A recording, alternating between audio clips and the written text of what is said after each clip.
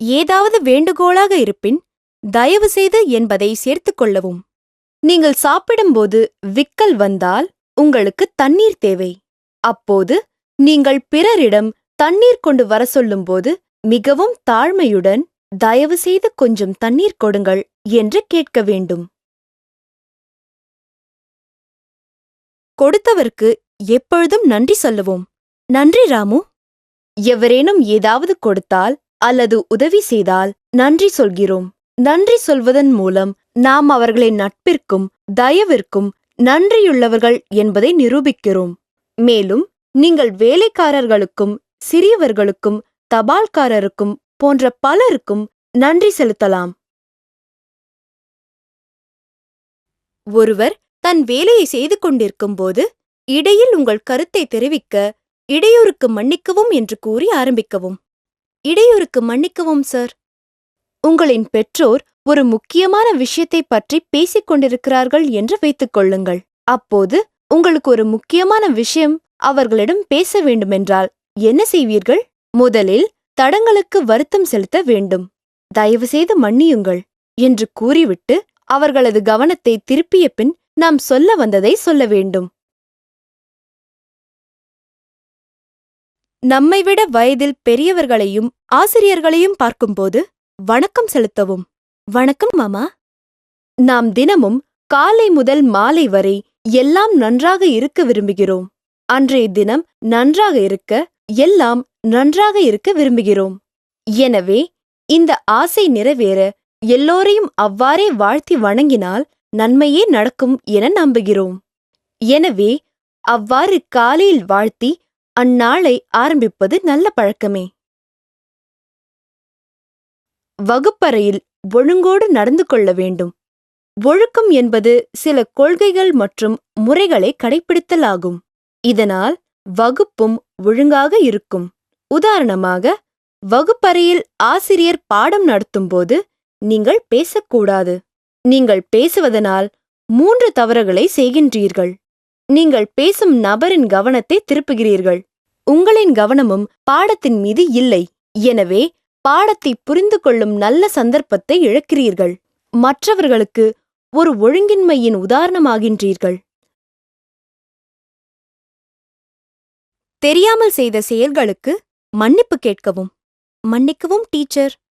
சில சமயம் நமக்கு தெரியாமலேயே மற்றவரை காயப்படுத்தி விடுகிறோம். இந்த மாதிரியான தருணங்களில் மன்னிப்பு கேட்டுவிடுதல் நல்ல பழக்கமாகும். இதனால் நம்மை அறியாமல் செய்த தவறு என்று மற்றவர் புரிந்து கொள்வர். விருந்தினரை இன்முகத்துடன் வரவேற்க வேண்டும். வாங்க மாமா. விருந்தினரை நாம் மதிக்க வேண்டும். விருந்தினரும் நம்மை அன்போடு வரவேற்கின்றனர் என்று உணர வேண்டும். இதற்கு சிறந்த வழி புன்னகை. இந்த புன்னகையே சந்தோஷம் மற்றும் நட்பிற்கு அடையாளம். முகத்தில் புன்னகை ஒரு சொத்து. நூலகத்தில் அமைதியாக படிக்க வேண்டும். புத்தகம் படிப்பதில் விருப்பமுள்ளவர்கள் நூலகத்திற்கு செல்லலாம். நீங்கள் அங்கு புத்தகங்களை வாடகைக்கு எடுத்தும் செல்லலாம். அங்கேயும் உட்கார்ந்து படிக்கலாம். அங்கே சத்தம் போடக்கூடாது என்று எழுதியிருப்பதை பார்த்திருக்கிறீர்களா? நூலகத்தில் சத்தம் போட்டால் புத்தகம் படிக்கும் மற்றவரை நீங்கள் தொந்தரவு செய்கின்றீர்கள். நூலகத்தில் நீங்கள் அமைதியாக அல்லது சத்தம் போடாமல் பேசும் பழக்கத்தை கைக்கொள்ள வேண்டும். சாப்பிடும்போது மெதுவாக மென்று சாப்பிட வேண்டும். சத்தம் வரக்கூடாது. இதழ்களை மூடிக்கொண்டு மென்று சாப்பிடவும். மேலும் நீங்கள் அசை போடும் சத்தம் கேட்கக்கூடாது.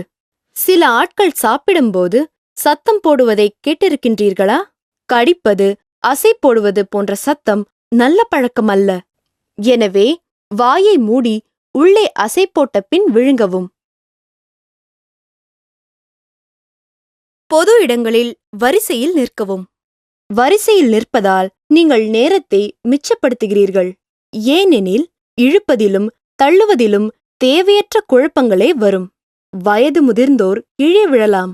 சிறுவர்களுக்கு காயமும் ஏற்படலாம்.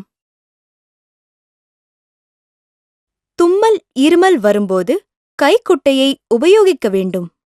ஒருவர் இருமவோ தும்மவோ செய்தால் ஆயிரக்கணக்கான கிருமிகள் காற்றில் கலக்கின்றன. இதனால் நோய்கள் சீக்கிரம் பரவும் வாய்ப்பு உண்டு.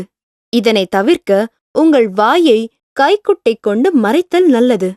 எல்லோருக்கும் முன்பாகவும் கொட்டாவி விடுவது உங்களின் மரியாதையற்ற தன்மையையே வெளிப்படுத்தும். எனவே கொட்டாவி விடும்போது கைக்குட்டை கொண்டு வாயை மூடிவிடுவது நல்லது. உங்கள் வகுப்பறை சுத்தமில்லாமல் சுற்றி தாள்கள், குப்பைகள் நிறைந்திருந்தால் உங்களால் படிப்பில் எப்படி கவனம் செலுத்த முடியும்? எனவே மற்றவர்கள் செய்வார்கள் என்று எதிர்பார்க்காமல் எல்லா தாள்களையும் குப்பைகளையும் பொறுக்கி ஒரு குப்பை தொட்டியில் போடவும். ஒரு சுத்தமான வகுப்பறை பள்ளிக்கும் மாணவர்க்கும் பெருமையை தரும். விரல் நகத்தை கடித்து துப்பக்கூடாது. கிருமிகள் ஒளிந்து கொள்வதற்கு நகங்களே சிறந்த இடமாகும். சிலர் நகத்தை கடித்து மற்றவர்கள் என்ன நினைப்பார்கள் என்று கொஞ்சம் கூட கவலைப்படாமல் துப்புவார்கள். நீங்கள் நகங்களை கடிக்கும்போது இந்த கிருமிகள் வாயின் வழியே உடம்பிற்குள் சென்று விடுகிறது. மேலும் அழுக்கான நகங்கள் சுத்தமற்ற செயலே. எனவே நகத்தை கடித்து துப்ப வேண்டாம். கழிப்பறையிலிருந்து வந்ததும் கையை நன்றாக கழுவ வேண்டும். கழிவறைக்கு சென்று வந்த பின் கைகளை நன்கு கழுவாமல் இருந்தால் உங்கள் கைகளில் கிருமிகள் அப்படியே தங்கும். அதே கைகளோடு நீங்கள் சாப்பிட்டாலோ தண்ணீர் குடித்தாலோ உங்களுக்கு நோய்கள் வரும். ஏனெனில் அந்த கிருமிகள் உங்கள் கைகளில் தங்கிவிடுகின்றது. எனவே ஆரோக்கியமாக வாழ கழிவறையை பயன்படுத்தும் முன்னும் பயன்படுத்திய பின்னும் கைகளை நன்றாக சுத்தமாக கழுவ வேண்டும்.